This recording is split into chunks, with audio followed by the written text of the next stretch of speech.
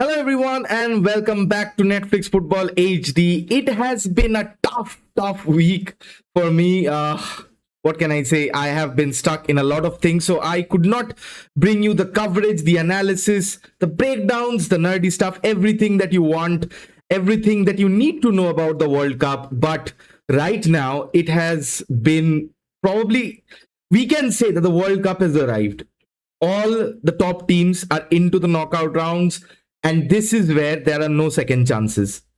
This is where the absolute carnage begins, and this is where we all expect the good teams to turn up and play the brand of football that we associate of a World Cup to actually have. And in hindsight, all the group matches that we have seen, especially towards the last round of matches, was extremely crucial in determining who would face whom. And trust me when I say this, that I'm. You all know that I am a Brazil fan, the big man right up there. But I'm supporting both the teams tonight. It is always said that never fall in love with two teams. Roy Keane said it, and it is tough for me right now doing this podcast because it is difficult, because I have repped Japan for a long time, and it has finally come to the fact that Japan and Brazil are facing so early in the knockout stages. It becomes difficult to choose a side. But at this moment of time, you do realize that this is not about sides. This is about the game of football that is going to start in approximately less than 1.5 hours. And we are here to bring you all the tactical analysis, the lineups when they come in at 9:30. We are going to bring you how the match is going to be broken down, what players to watch out for, and eventually what the potential scoreline is going to be. So if you're new to the channel, do drop a subscribe. That would help me immensely reach to the goal of 2,000 subscribers. That is the target that I had. And if please do leave a like on the video. That does not mean much, but it means a lot to me. And talking about likes, my chair is going down. Let me get back up. Yeah. And talking about likes and dislikes, it is imperative that we actually ensue the fact that Brazil have decided to become Brazil on the last two matches. But there are still question marks, because that midfield is what concerns me. I'll bring you straight onto the drawing board. Brazil have been playing like this. So if I do a 4-3-3 kind of a situation, in the absence of Rafinha, I'm still yet to confirm if Rafinha is going to start the match or will have Ryan continue there. Ryan was a bit of a hit or a miss, but probably what I mentioned in the last Brazil match against Scotland were horrible. What I expected of Ballon d'Or nominee McTominay and his compatriots, Scotland were horrible. They gave away the ball in defense for fun. It could have been carnage. That match could have been absolute carnage. If Brazil decided they needed to score 5 or 6 goals, they would have done it. But they laid off the gas and they ensured top qualification. And on the hindsight, on the other side, Japan's first time that this is the most that they have scored in a group stage. And let us not forget that the group consisted of Sweden, a team top heavy with the likes of Alexander Isak. There's, how can I forget Anthony Ilanga? And who am I forgetting? Ibrahimovic, I do not know. Gyökeres, yes, that's the so-called Ibrahimovic. Japan 3, Brazil 2. Okay, that's a bold prediction. Thank you for joining on the chat. I will not attempt to read your name because that is difficult, but if you give me a short form, I will try to call you on from the chat. And it's difficult for me to say how this match is going to turn out. It might be a high scoring game. It might be a very defensive game. It depends on what Carlo Ancelotti decides, because we know how Japan are going to play. I'm going to come on to that, but I just want to take this moment and give claps for this man in the number 9 position. Cunha, you have changed Brazil. You have absolutely changed Brazil for the betterment of in its extreme. Because if you remember Vinicius's second goal of the match where he headed in, Cunha was here. If he did not stick out that right leg, that goal does not happen. And Brazil in general, this is the best Brazil team that I have seen pressing in almost over a century. Brazil always relied on heavy defense. Their defenders, they had Lucio, they had like Thiago Silva, they had heavy defenders. They are still not light with regards of Marquinhos and Gabriel, but this Brazil team from the last two matches that I have seen is very, very team bonded. They play fluid. They focus a lot more in verticality. Ancelotti does not like keeping possession that much. We will see a lot of transitions in this match because Japan like to press, and when they press, they will leave gaps. I'll talk about Japan structure a bit later, but this man's impact. So Endrick still does not start. I do not know. So there was this stupid meme that that Endrick was saying to Ancelotti that there are aliens that have come to abduct me, that come to abduct the players, and then Ancelotti sent him on. I do not know what that man has to do to get a chance in this match, but I do feel that if Rafinha does not start, I know Ancelotti will not break a winning combination, but the gamble for Endrick to start this match because of his balance, of his poise. Like Ryan is someone who is tall and strong. He's a fast runner. But Endrick will give you that space and Endrick will give you that power in between the half spaces. This is where Endrick, if I start Endrick here. So Cunha, we've seen Cunha drop down a lot, and why Brazil has been successful against the likes of Scotland, against the likes of other teams, it is because Cunha has played here, because Casemiro and Guimaraes both two sides of the same coin, and Cunha has formed that extra man in midfield as well as press Ion to go into that finish to be into that finishing positions, and that has allowed the likes of Vinicius and Endrick to hold the width. I do not expect a lot of width from the Brazilian fullbacks. They have been solid, they have been compact to ensure that, like, Brazil is still weak in midfield. Casemiro and Bruno Guimaraes are not the most mobile of players, and what has surprised me most is Lucas Paqueta. Like, the jury is out on Paqueta, right? Because we have seen him being not as disciplined. His antics in the Premier League, like, we all remember how Paqueta would not want to be remembered, but he has put a very decent shift in. He has actually negated the space left by Vinicius Junior because he travels everywhere. Vinicius has got the free roam. He's the star player for Brazil. He has got the license to roam and the license to finish. But Lucas Paqueta has always been there to fill the gaps that have been vacant. You might see a Paqueta here, you might see a Paqueta here, especially in the goal. Paqueta was in and around this position. And this was how Brazil were shaped up in that second goal. But Paqueta's primary role is because he's a natural left footer, he'll give you that width. He'll also cut inside and he can also provide those channel passes. It is imperative that tonight, I do not know if Endrick would start. I'll still put in Ryan there. And Igor Thiago also gets a shout in for the second half of the match because of his physicality, because Japan do not have physicality at the utmost.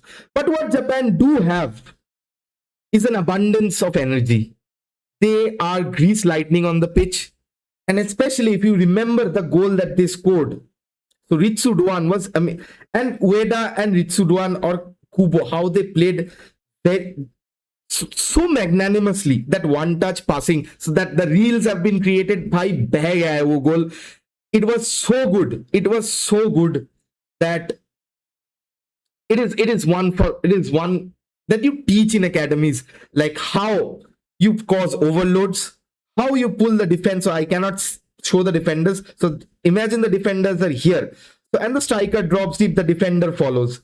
Now suddenly the right wing back or the right centre back makes that channel run. That causes hesitation. And Brazil have hesitated a lot. And that is where I fear that Brazil might become vulnerable. And this space which opens up, everybody is suddenly attracted to this 1-2 play. Nobody is watching that blindside run. And who will play? And since they have already done it, I think Brazil will be wary. But Japan have a trick upon their sleeves. And they have been effortless in all the matches that they have played. in especially the Netherlands match, whom I still consider to go very, very deep into the tournament, Japan have shown that they have character. When they say that they are here to win it, they are here to win it. And I kid you not, when they play, it is art. It is essentially, it is art. Like one of the Asian teams on the grandest stage, I do not know when the India blue or this man's promise will be fulfilled, but I do know that Japan are out there making us all proud. These three will cause havoc. These three will definitely cause havoc, and Kubo floating in between. Especially this does not give me confidence because Marquinhos sometimes goes there, Gabriel goes here, Casemiro drops in deep to form that third man in defense, but they're not very mobile. They're not.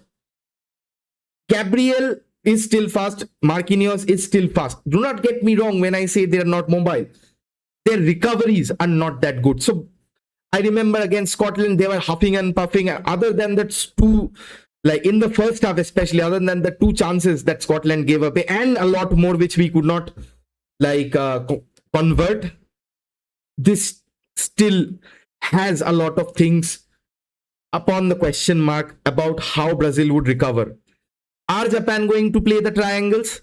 Are Japan going to cause havoc, trying to overload, but that would leave a gap in behind? So it is a match of chess, or it is a match of shogi, as all of us know. This would definitely be that who takes the first strike and who takes the first move. This would be imperative because if I just read through the statistics, right? So Brazil have often played with the left back trying to create a 2v1 situation, even a 3v2 or a 3v1 situation in transitions, because Lucas Paqueta will drop there. Brazil's main side of attack is Vinicius Jr. with his verticality, with his runs, and with the long balls from a Bruno Guimaraes or even a Casemiro. That channel, Japan have to be very protective of. And I've seen switches over to Ryan, but they have not been as good until and unless you have a Cunha. And whenever Brazil are playing through the right, you've seen a lot of times that the ball has been recycled back and forth, because there are not much numbers. If Cunha is there to support Ryan, who is there in the box? The second goal was Vinicius heading in, but I do not think Japan would give that much of time and respect to Brazil to actually have their patterns of play, to get into formation, to get into positions, to make those chances, to get into high XG chances. I do not think Japan would allow that.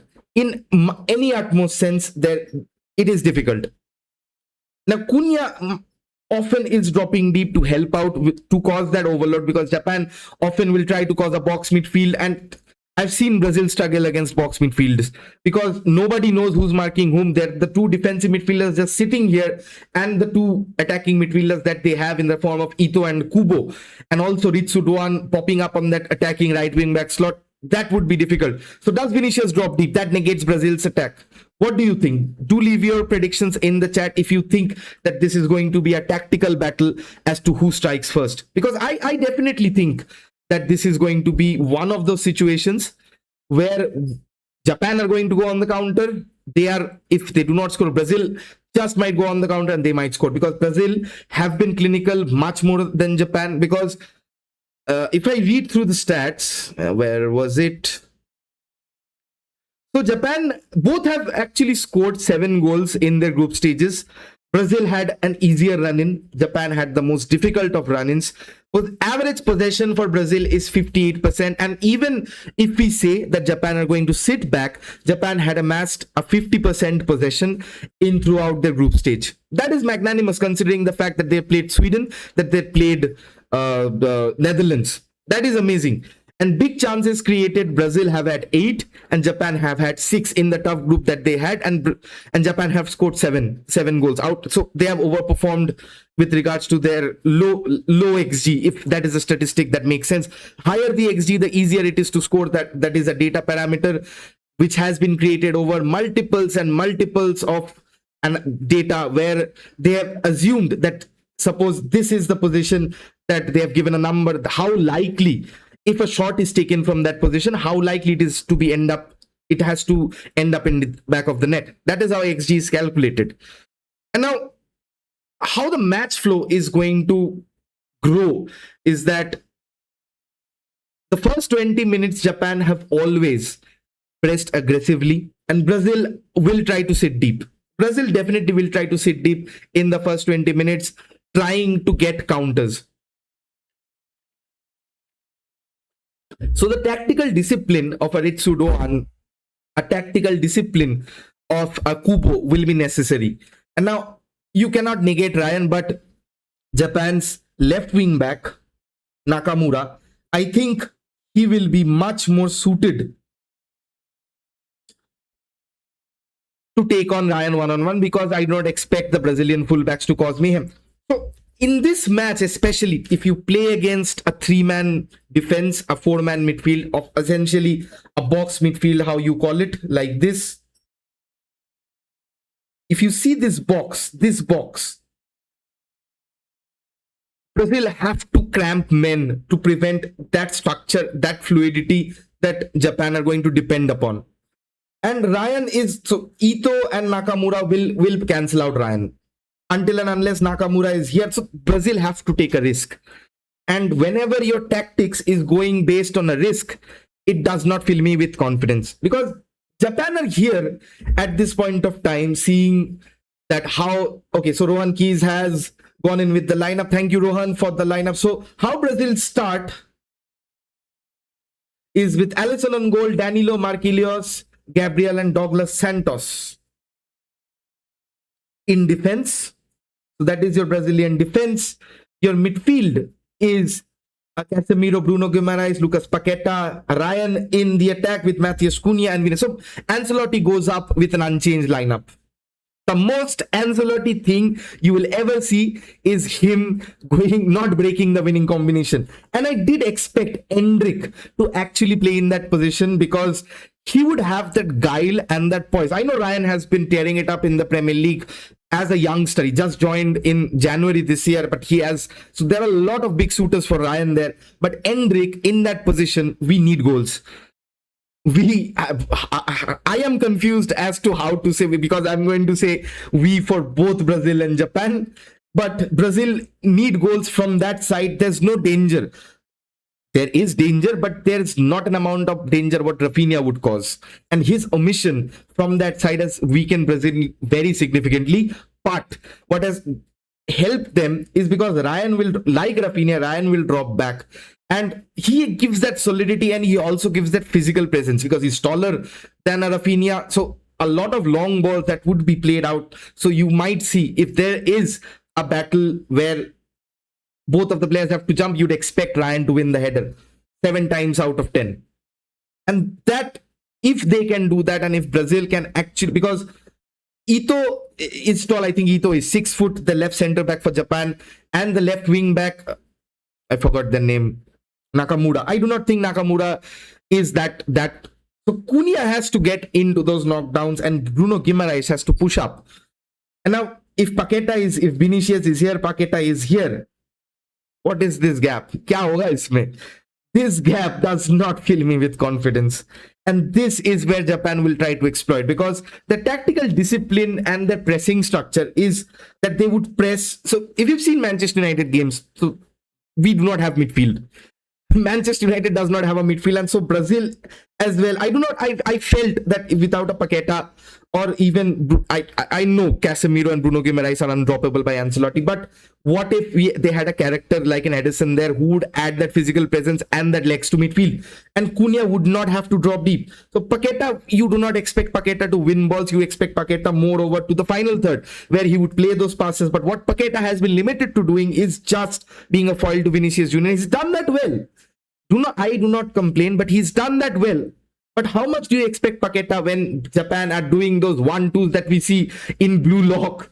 And Japan does say, Watashi wa daijabu desu yo, gomen nasai, and then suddenly score, because you remember that Sweden game, how efficiently they pulled 2 defenders out. I can sense that there might be a repeat. There might be a repeat in proceedings, just might happen there. And for the Japanese lineup, so Zion Suzuki starts in goal. Takeru Tomiyasu starts. Okay, he's fit. Takeru Tomiyasu, Shogo Tanaguchi, Hiroki Ito. So Itakura does not start. So let me make the alterations. Tanaguchi and Tomiyasu. I think that's correct. So I think Tomiyasu will play here, and if he is fit, Vinicius will have a bit. Will it would be a bit less easy for Vinicius to go on the spaces, while Tomiyasu is not the Tomiyasu for Arsenal that we have seen. He's had injury concerns time and again, and he'll have to be on his bike. He'll have to be ready for when Vinicius decides to cut in or when Vinicius decides to go on the byline. What Japan do not have to worry about, because Cunha is playing because of the aerial presence. So in corners, there's just Casemiro, there's Gabriel. Corners might be an effective route for Brazil because that's the situation that they want Japan to be in, to defend those corners, but they do not want to be in the end of the counter attacks that initiate from corners.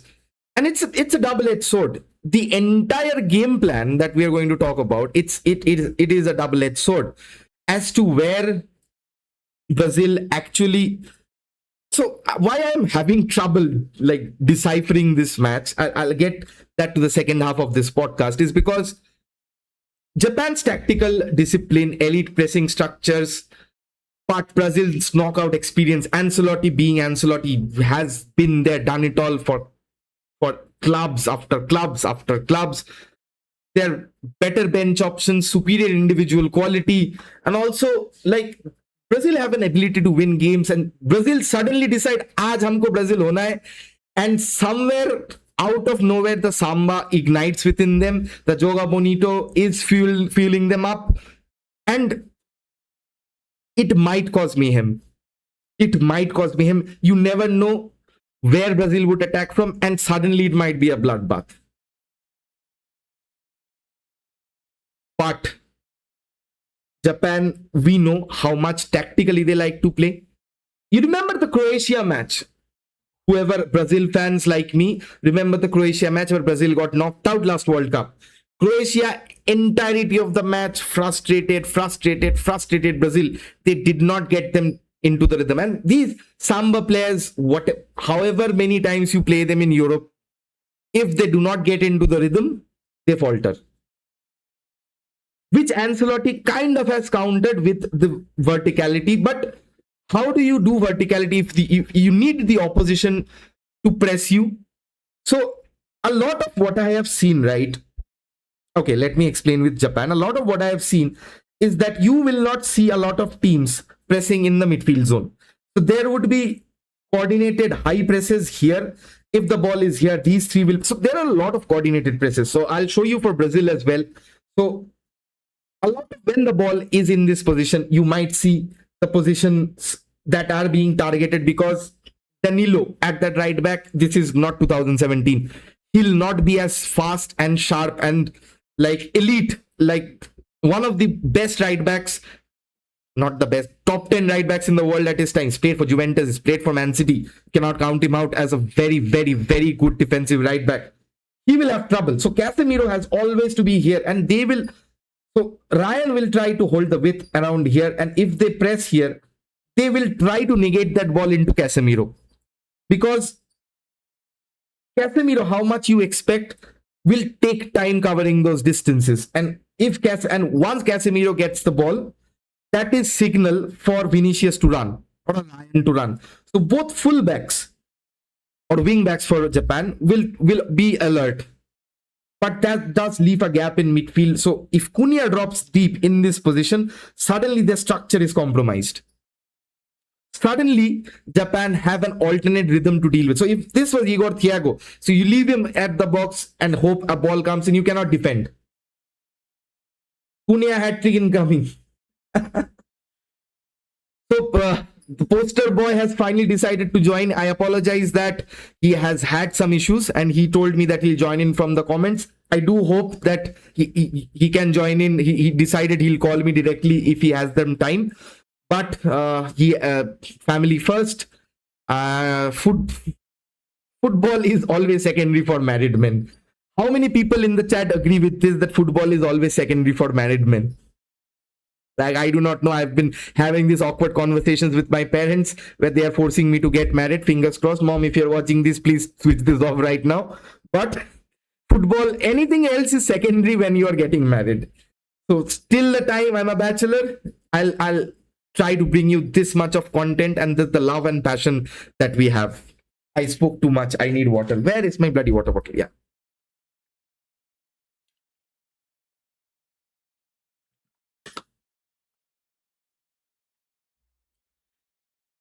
The gaps. If Japan can win the ball back from a transition, it would be difficult for Brazil to stop Japan, because they will attack with poise. And we have seen how much, because Japan know this, right? Japan know that they do not have physicality to outmuscle the defenders. Ueda is strong, like he's been the top scorer in the Eredivisie playing for Feyenoord, but he'll not get there and win you 7 balls out of 10 in a duel with a Marquinhos and a Gabriel especially. But they know what they do is try to play in these pockets, try to draw out the defense. And so if Cunha is here trying to help the midfield, is Paqueta is here, so that allows a Rich Sudan, that allows a switch. So will Japan. I expect an Ao Tanaka to start instead of a Sano, because he's faster, but Sano has been very disciplined, and we have not missed Wataru Endo. The poise and the brain that he brings, we have not missed a Wataru Endo. And we suddenly might just, so Ito is very crucial in playing those diagonal balls, and that will stretch the defense. So if you remember, that goal started from this kind of position where the Swedish defense were just blind, just watch it. So if you have Lindelof in defense, what do you expect? So they were just blind and did not recognize the space that was being created here. And Japan exploited that space very well. And when everyone was bloody ball watching, their attacker suddenly decided to make that blindside run, and that move was stitched through so much accurate precision. It is one for the textbooks. It is one to be shown in coaches vlogs. It is one to be shown in the academy as to how good a team effort can bring you. And now Japan has always been this very good team effort ethic winning, but their main marquee man, I think Mitoma, who actually emphasizes a lot of dribbling, a lot of quick breaks, quick 1-2 passes, and the finishing. He's a top player in the Premier League. 100 million bid rejected by Brighton. I do not know what Brighton are thinking, but we're thinking Brighton are always like that. But he'll be a solid miss because of the natural right-footedness that he brings of a number 10 who can stretch as a winger and who can cut in and play those final passes. Remember that goal I always talk about, and I remember last time Brazil played Japan, Brazil were horrendous. They could have forfeited the match. They bloody scored 3 own goals and gave the match on a platter to Japan. But this is a different Brazilian setup. They have confidence, and they have this one man, as Prashanth Nair talks, Matheus Cunha. Matheus Cunha, he can play in midfield. He can be a central midfielder if you want him. He can be a false nine. He's the best false nine that we have seen without a striker when Brazil have played. He's the best false nine in the World Cup. He absolutely dominates this space. You can put in a channel ball and he'll chase. He is pressing. That reminiscence of that goal that they had at that the Vinicius' second goal is because Cunha was there and he did not give up. He stretched a leg so far that ball got deflected, the cross was put in, and Vinicius scored. Right against the play of the match, Cunha decided, so I'm going to be the one that sacrifices, because this is an unforgiving position to play. This is not where the star players play, because he has done the dirty work for Manchester United. With Bruno playing, he has been there to support Bruno in the dirty work, in the work rate. Even so, last season, right, Cunha was amongst ranked top where the players were found walking, and Cunha was top. And you've seen a different Cunha this side. He thrives under pressure. He thrives with responsibility, and he has that emotion going on with him in a positive way. Not that emotion where we'll like push everyone up for Neymar and we'll go on and concede 7. I do not want to talk about that match. But it is essential to play with that fire in the belly. It is very essential that you play to win.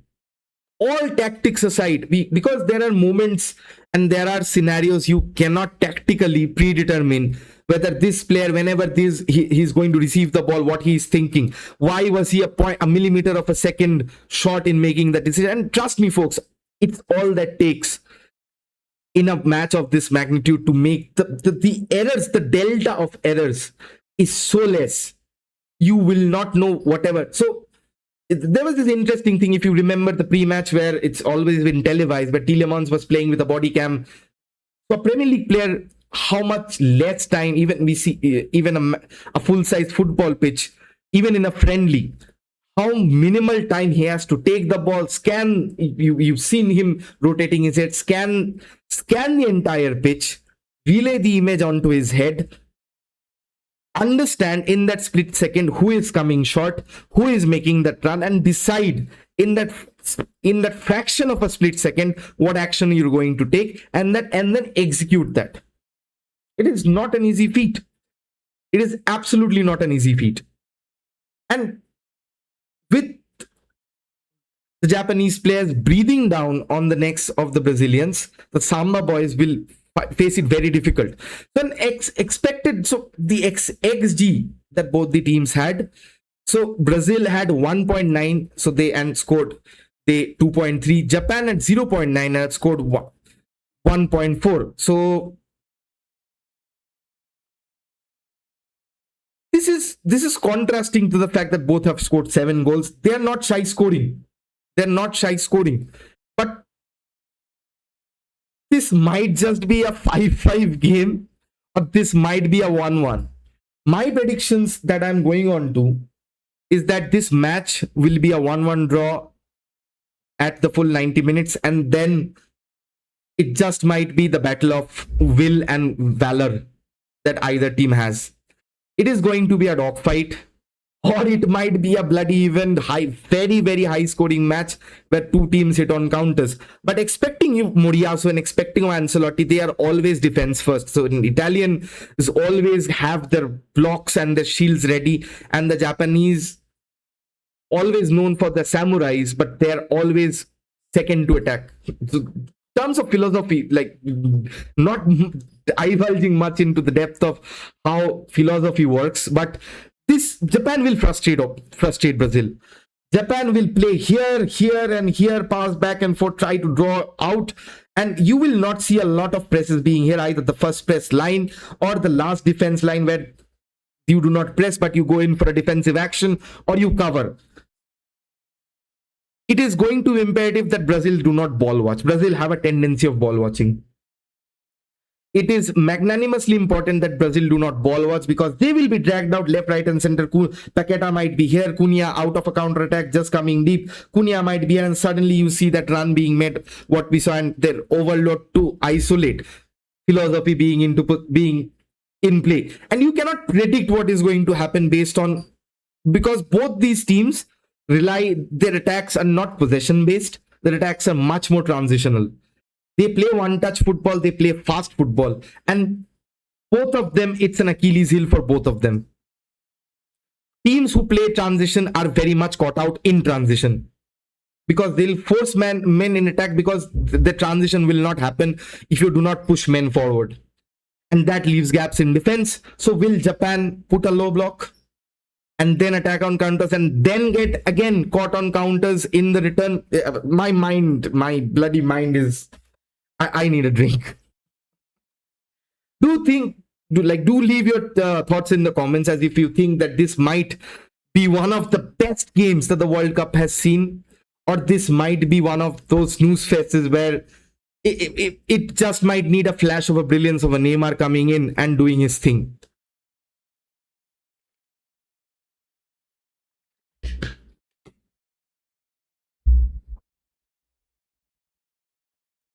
One thing I'd like to talk about, it goes underrated, is Daichi Kamada. He's always been there. My chair has again dropped. Yeah. Daichi Kamada has always been in and around those positions where you would expect an attacking midfielder to be. Okay, boys, we have Prashanth in the house. Just a minute.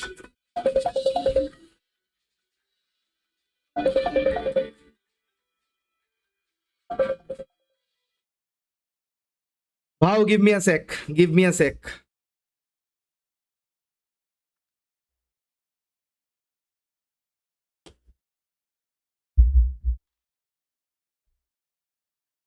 Bhau has suddenly decided to join the stream. I am setting it up while we are recording.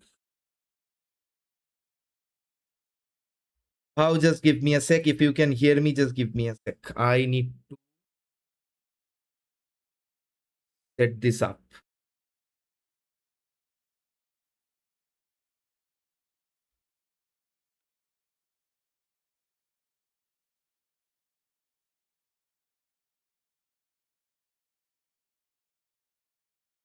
My stream just decided to hang. Okay, it's back. It's gone again. It's back.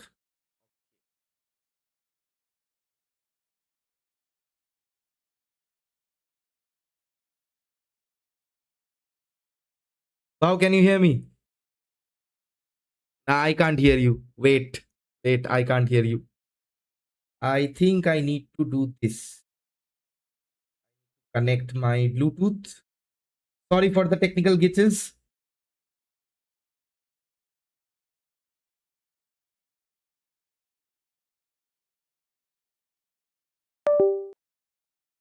Am I audible, Bhau? Yeah, I think, yeah, I can hear you.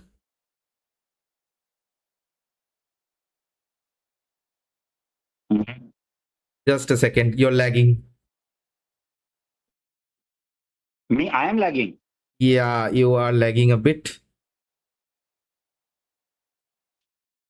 Just a minute. Now,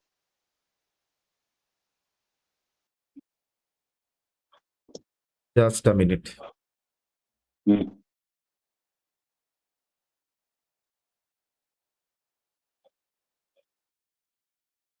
Why is this not sure?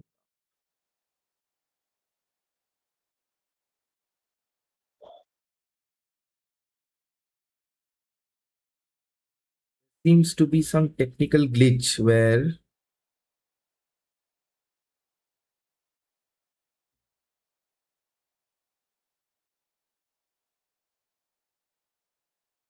why can't I get this through? Ah, got it.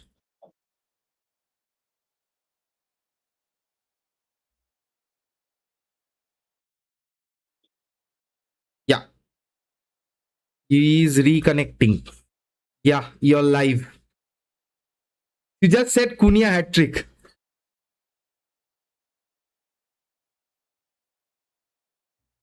There seems to be some glitches. yeah.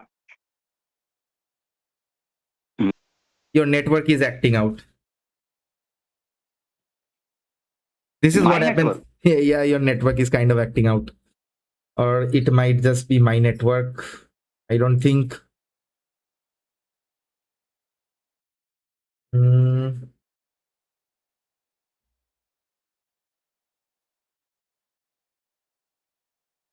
Let me turn on the camera. Yeah. Yeah, I think we should be live. Yup. We should be okay. Great. Wow, thank you so much for joining in. How's your daughter?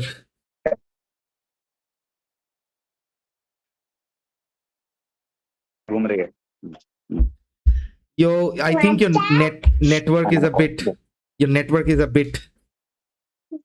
I'll call you again then. Then you can add me. Yeah, yeah. Call from your phone. Try करना तेरे को. हाँ करो फिर से आप I'm call calling करो. from phone only. Call करना फिर से. Lot of bloody technical glitches. You cannot trust. You cannot trust the internet providers. I do not know what happened to the internet.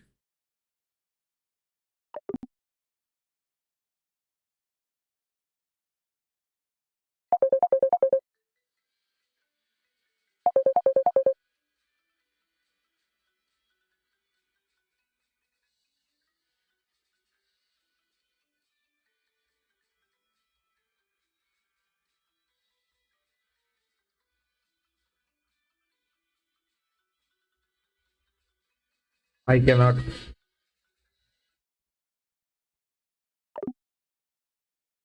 Why can't I call him?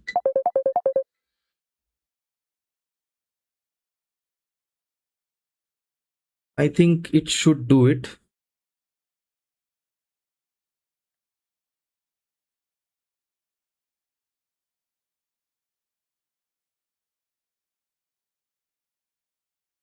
Audible.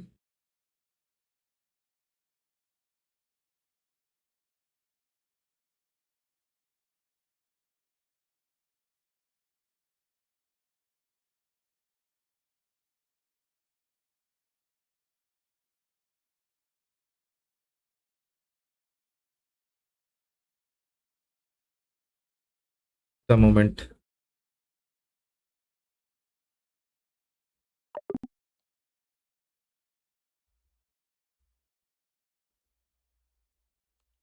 What is wrong with my laptop? Somebody please bloody donate me a laptop.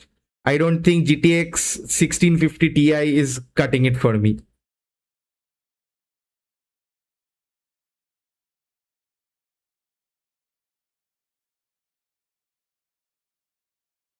Let me try one more time to bring him in.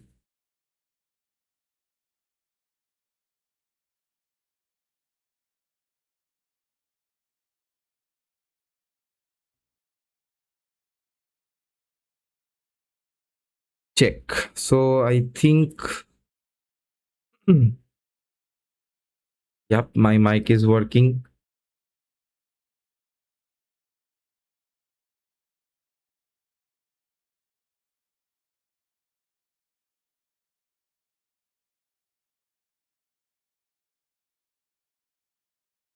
This should be fine.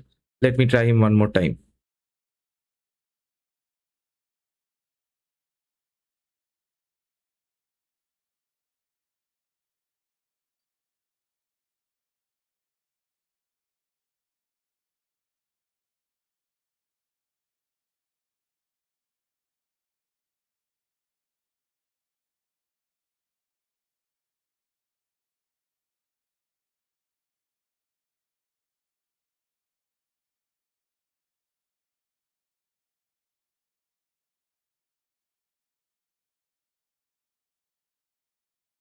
Glitches.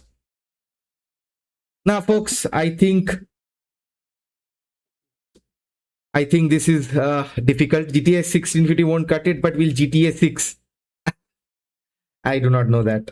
I do not know answer. I do not have any answer to that question, considering the fact that people have been bloody gone crazy with pre-ordering GTA 6 that it has crashed the market.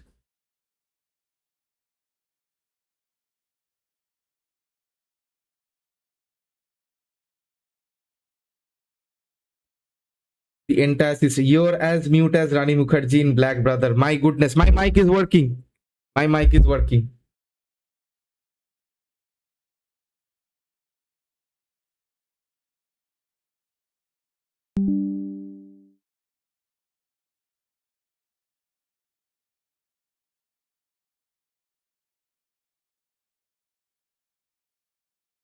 What happened to my mic?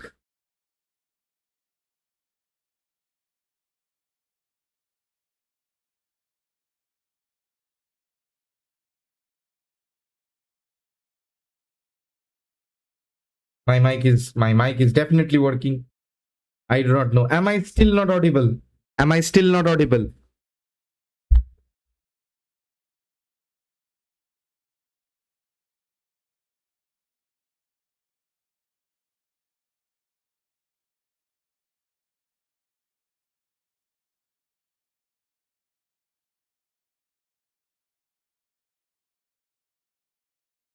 What is wrong?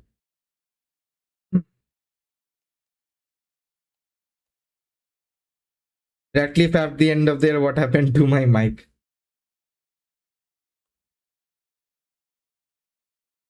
Let me see if I can restart the mic.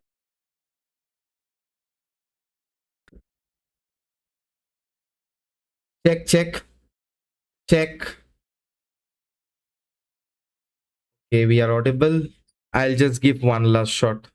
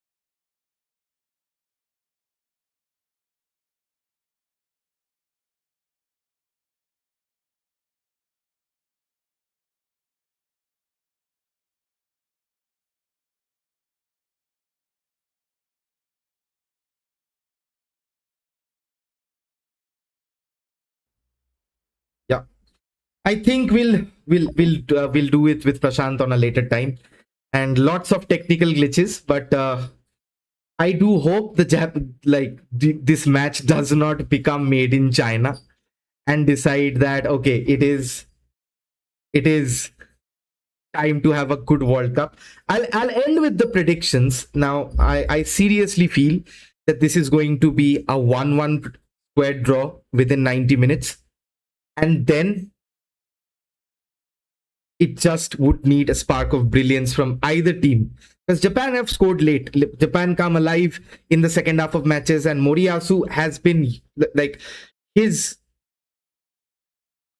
substitutions have actually been one of the best that he has made in throughout the entire World Cup. And we've seen light of that because Japan, because of the second wind factor that they have, has actually